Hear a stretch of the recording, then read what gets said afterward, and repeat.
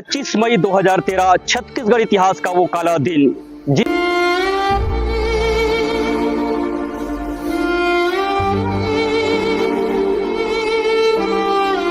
इसकी शाम छत्तीसगढ़ प्रदेश के कांग्रेस के बड़े बड़े दिग्गज नेता हुए थे लहूलुहान।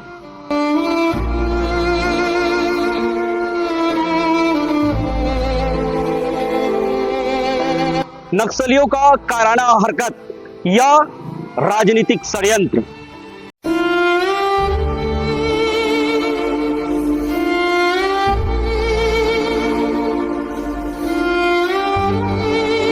क्या छत्तीसगढ़ के डबल इंजन की सरकार झीरम घाटी हमले की खोल पाएगा राज?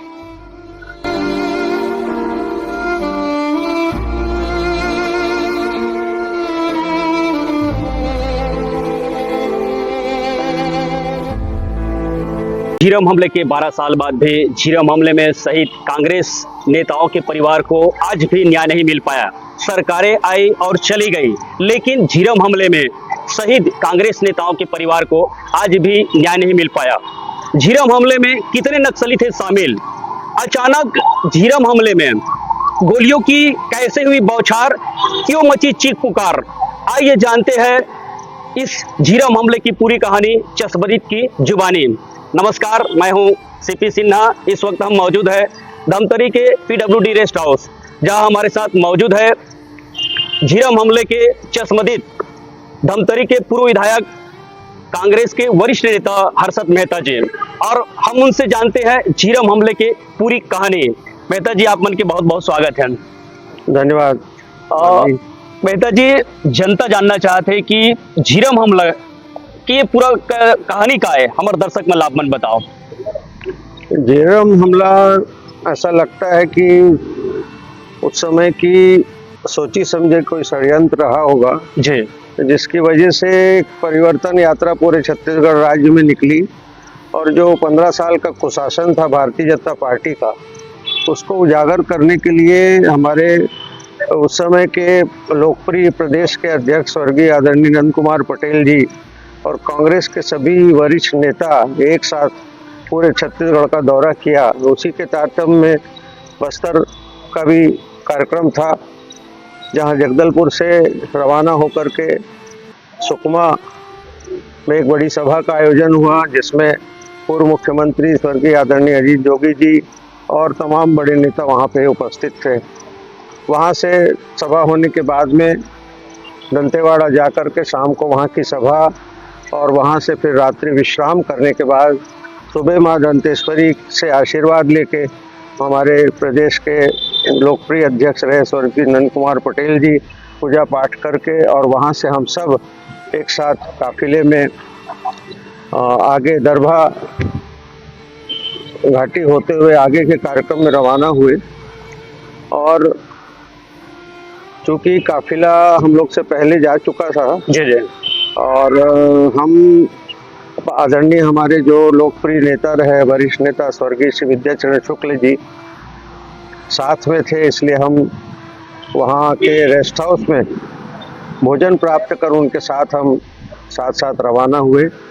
उनकी मेरी गाड़ी आगे थी, उनकी गाड़ी पीछे थी, और हम लोग वहाँ से आगे के कार्यक्रम के लिए रवाना हुए। जैसे ही ये जो परिवर्तन यात्रा था, परिवर्तन यात्रा का कितना लाभ पार्टी को मिल रहा था? कैसा माहौल था वहाँ? परिवर्तन यात्रा का लाभ तो खूब मिल रहा था, और सब जगह एक ही बात थी कि अब आने वाला जो समय है वो कांग्रेस की सरकार बनेगी। और बहुत करके हमारे जो लोकप्रिय नेता रहे स्वर्गीय नंद कुमार पटेल जी, उनके ही नेतृत्व में चुनाव लड़ करके, और वो संभावित मुख्यमंत्री में से एक थे। जी जी। सुकमा का दौरा कितने दिन का था? दौरा तो 1 माह से भी ज्यादा का था पूरे छत्तीसगढ़ में। जी जी। और जब वहाँ से काफिला आगे चला गया और हम लोग थोड़ा पीछे रहे, तो जैसे ही हम दरभा घाटी जो पहाड़ी शुरू हुई, इसके पहले जैसे ही हमारी गाड़ी चली तो बहुत जोरों की आवाज़ आने लगी। ऐसा लगा कि कुछ पटाखे वगैरह फूट रहे, लेकिन बाद में हमको समझ में आया कि ये तो गोलियों की बौछार हो रही है जी। और हमने वाहन चालक से कहा कि गाड़ी थोड़ा स्पीड बढ़ाओ, लेकिन जब आगे चले गए तो वहाँ गाड़ी को आगे जाने का रास्ता नहीं था। लाइन से बहुत सारी गाड़ियाँ पहले से ही आगे से खड़ी हुई थी, जिनके ऊपर आगे आगे गोलीबारी हो चुकी थी। जी जी। ये हमारे दर्शक जानना चाहते हैं कि हमले में आपका गाड़ी आगे था कि पीछे था? ये हमारा गाड़ी पीछे था, उसके बाद हमारे जो वरिष्ठ नेता आदरणीय विद्याचरण शुक्ल जी की गाड़ी और उनका जो 1-4 की जो पुलिस होती है वो उनके साथ थी। जी जी। घटना किस टाइप का हुआ, कैसे हुआ ये? ऐसे तो कुछ समझ में नहीं आया, जैसे ही गए अंदर जो गोलियों की बौछार चली और सबने अपने अपने को बचाने का प्रयास किया, लेकिन ये हुआ कि मुझे पीठ पर 3 गोलियां लगी, आदरणीय विद्याचरण शुक्ल को सामने उनके छाती पे गोलियां लगी, तो उससे हम दोनों बहुत गंभीर रूप से वहीं पे घायल हो गए और घायल होने के बाद में हम दोनों बेसुध हो गए। जी जी। फिर वहाँ से किस प्रकार से जिन साथियों ने वहाँ से या शासन के या जिन भी पुलिस के जिन लोगों ने भी हमें पहले जगदलपुर पहुँचाया कहना था लोगों का, उसके बाद हमको रायपुर सभी लोगों को रामकृष्ण हॉस्पिटल में पहुँचाया गया, जहाँ पर हाहाकार मचा हुआ था, लोग परेशान थे और देखते जा रहे थे कि किस प्रकार का विभत्स दृश्य था और दुखद घटना थी। सबकी आंखें नम थी कि हमने बहुत से हमारे वरिष्ठ 32 नेताओं को, अधिकारी कर्मचारियों को हमने खोया और उसके बाद जो लोग बचे थे उनकी सेवा में निश्चित रूप से रामकृष्ण अस्पताल के डॉक्टर और उनके स्टाफ ने दिन और रात मेहनत करके हम सब लोगों की जान बचाई।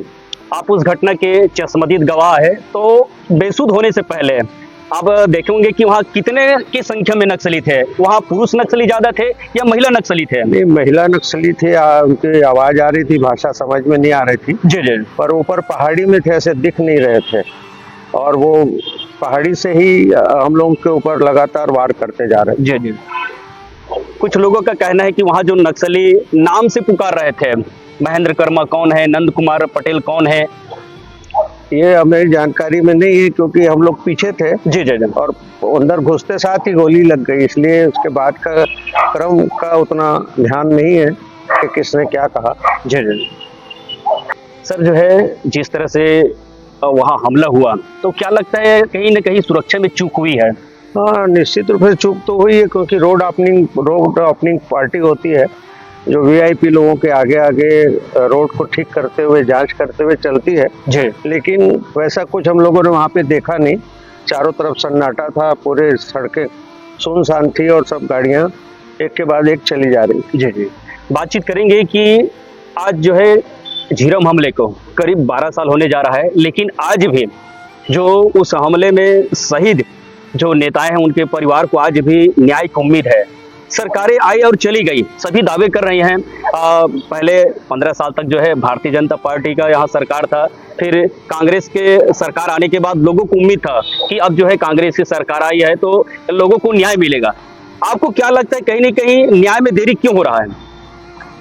न्याय में देरी इसलिए हो रही कि कहीं न कहीं हमारी लोग की जो व्यवस्थाएं हैं, चाहे वो केंद्र सरकार की हो चाहे राज्य सरकार की हो, किसी न किसी बात को लेकर के आपस में भिन्नता होती है। जांच के को लेकर के भी केंद्र सरकार और राज्य सरकार में टकराहट कभी कभी हो जाती है। जी। और जब सरकारें बदल जाती है, केंद्र की सरकार अलग हो, राज्य की सरकार अलग हो, तो जांच करना और भी कठिन हो जाता है।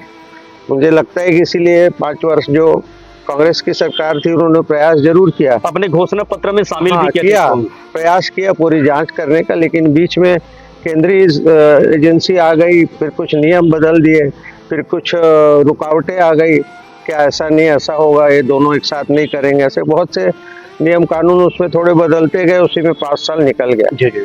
इसमें एनआई के द्वारा भी जांच किया गया, जांच में आपको बुलाया गया नहीं? एनआई वाले को जांच किया गया, एनआई के अधिकारी आए थे, उन्होंने हमसे हमारा बयान भी लिया, हमने बयान भी अपना दिया, लेकिन आगे क्या हुआ इसकी जानकारी हमको अभी तक कुछ भी नहीं हो पाई। जी जी।